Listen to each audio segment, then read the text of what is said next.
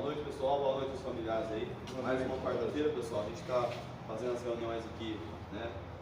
Trazendo aí um contexto aí da literatura do Amor Exigente, que é um grupo de apoio aos familiares. A gente sempre fala nas quartas-feiras. Hoje a reunião vai ser um pouco diferente, pessoal. Todas as reuniões aqui do Amor Exigente eu trago, né? Já trouxe os princípios do Amor Exigente, características do codependente. Hoje eu vou falar, né, o que é um codependente, né?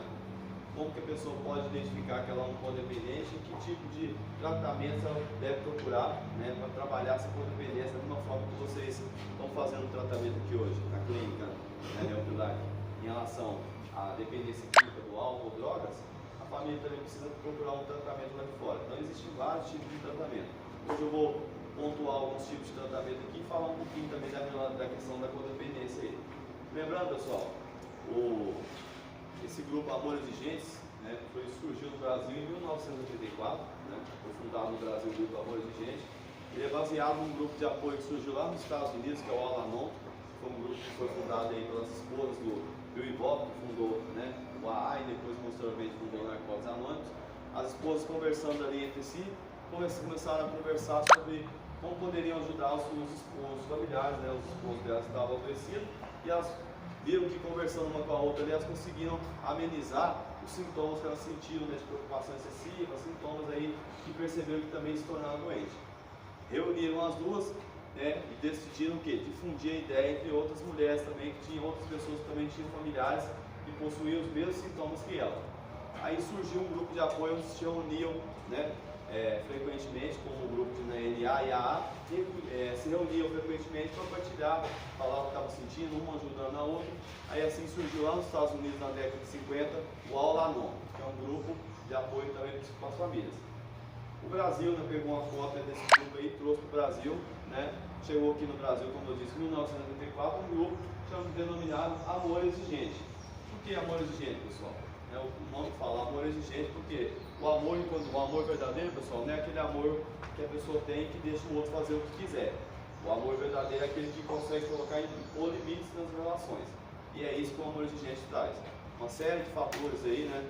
Princípios básicos, éticos do amor exigente, ensina como que a família deve mudar os padrões de comportamento para lidar com o dependente químico. Sempre eu falo, pessoal, qual que é o lema do amor exigente? O lema do amor exigente é o quê? Torná-las cada vez melhores. Torná-las o que, pessoal? As relações familiares, que se tornaram conflituosas aí devido, né, ao uso e abuso de álcool e drogas do familiar adoecido pela dependência química. Lembrando que a dependência química, pessoal, isso que eu falo aqui, nos reuniões gosto de repetir, para a família entender, é uma doença, né? Porém o indivíduo tem que aceitar que ele possui essa doença e procurar um tratamento. Não adianta justificar que tem uma doença, mas não procurar ajuda, né? Então a dependência química é considerada pela OMS aí, Deus, alguns 20, 30 anos atrás, como uma doença, né? Então tem até um CID. A dependência química é um transtorno mental e comportamental oriundo do uso e abuso, né, de substâncias psicoativas. CID-F19. É uma doença que precisa de tratamento. É uma doença que é progressiva, é crônica e é fatal, se não for tratada. Da mesma forma, o familiar lidando anos e anos com um dependente químico, ele acaba também se tornando doente. Mas qual doença que é essa que ele adquire? Um transtorno mental e comportamental? Não. Ele adquire uma doença emocional e também é crônica. Mas qual é o nome dessa doença? Codependência. Então, na reunião de hoje, pessoal, falei que eu fazia diferente. Vamos entender o significado da palavra aí. Vamos dividir, né? Contextualizar a palavra aí. Codependente. Então, o dependente químico, pessoal, é dependente da substância. O codependente, ele também é dependente, mas não da substância. Ele se torna dependente da pessoa que está adoecida. Então, como eu sempre falo aqui nas reuniões de amor exigente, pessoal, o codependente, ele também tem alguns traços similares aí, né, de comportamentos que o dependente químico tem. E alguns aspectos e sintomas da doença de dependência química se transferem, né, como eu falo, fiz na parábola do espelho aqui, para o codependente. Alguns aspectos aí. O aspecto mental da doença, né, que é do dependente químico, é o que? É a obsessão, que a ideia é fixa na substância. O codependente também apresenta esses fatores, o que ele se torna obsessivo, mas não na droga. O familiar não usa droga. O familiar se torna obsessivo por quê? Na pessoa. Então ele fica 24 horas por dia pensando naquela pessoa, uma ideia fixa de como poder ajudar a pessoa. E aí ele começa a acumular algumas coisas aí, né, que o dependente químico também tem. Ele perde, né? O dependente químico, quando está no uso abuso, a primeira coisa que ele faz é perder a identidade. Por causa de mentiras, manipulações, alguns aspectos da doença ele perde a identidade, não sabe mais quem é. O codependente do outro lado também perde a identidade. Só que ele perde a identidade como? Ele deixa de se cuidar, né? Deixa de fazer coisas que gostava para cuidar da pessoa. Então, alguns aspectos importantes aí do codependente. Sintomas: baixa autoestima, né? Medo de ser rejeitado ou ficar sozinho, né? E outro fator, né? Comportamentos compulsivos aí, mais do que na tentativa de tentar ajudar o dependente químico. Né? Então esses aspectos aí, pessoal, são do codependente. Mas aí fica a pergunta: mas como se tratar? O dependente químico tem uma forma de tratamento, várias formas. Tem tratamento ambulatorial, né, que às vezes é feito no CAPS, né, mas às vezes, como não dá certo no CAPS, né, a pessoa não consegue ficar em sobriedade lá de fora, né, indo no CAPS, indo em consulta psiquiátrica, religião, tenta tudo. A última alternativa é o quê?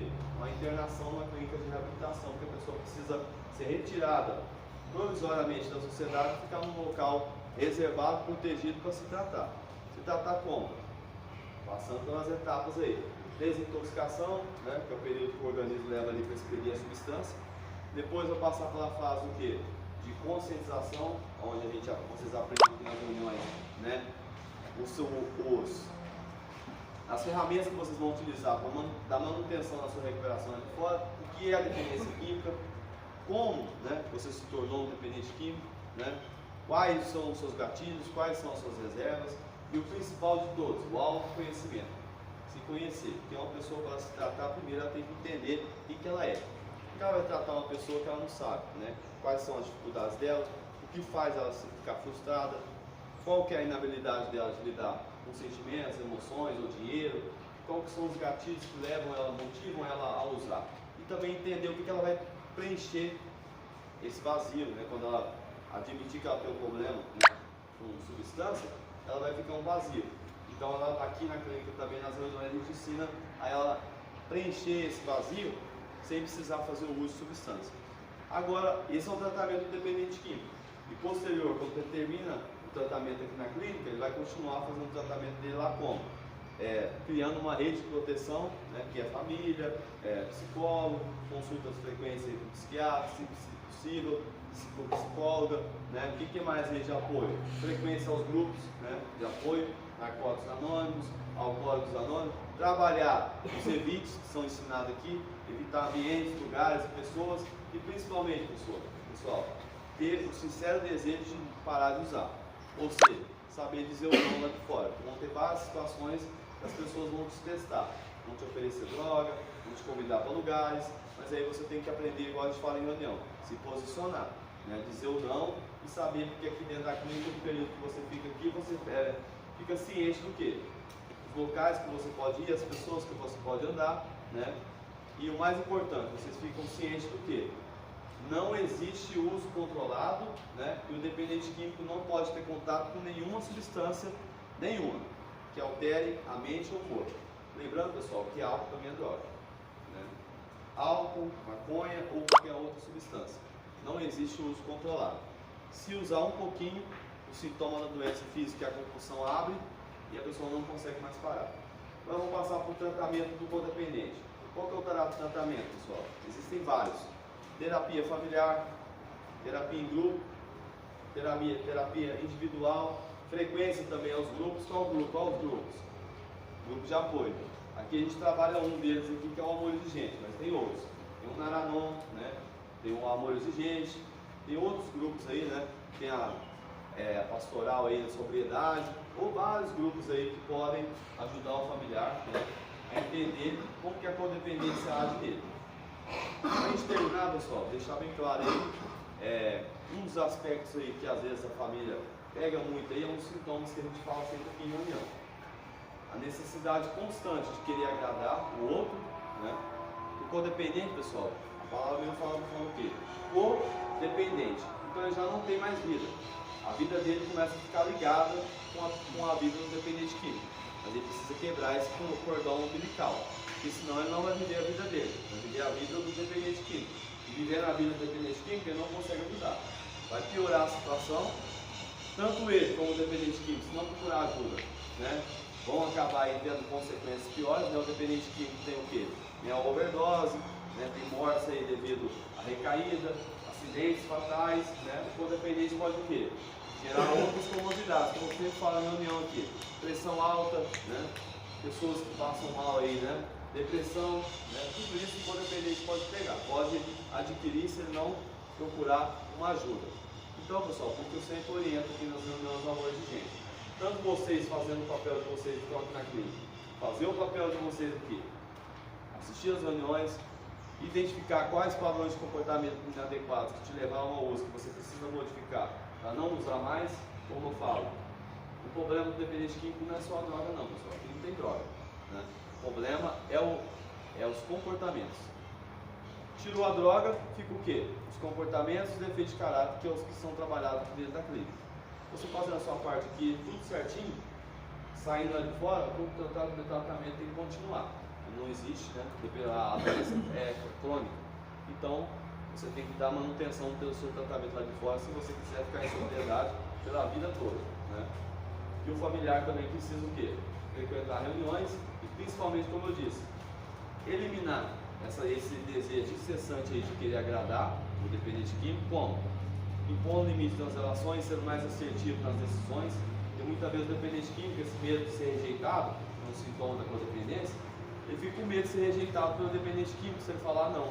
E aí ele fala só sim. Só que muitas vezes um sim pode levar ele, o dependente químico, curar e ele junto. Então tem que aprender a se posicionar, aprender a falar o não. O dependente químico aqui dentro da clínica é ensinado todos os dias o quê? A aprender a lidar com o não.